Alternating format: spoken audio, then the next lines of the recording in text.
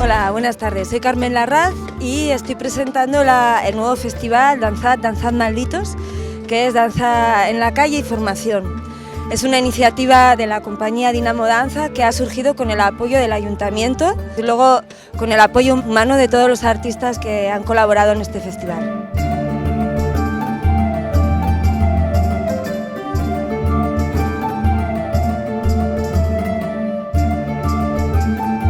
A ver si os animáis a venir y a ver cómo el arte invade las murallas.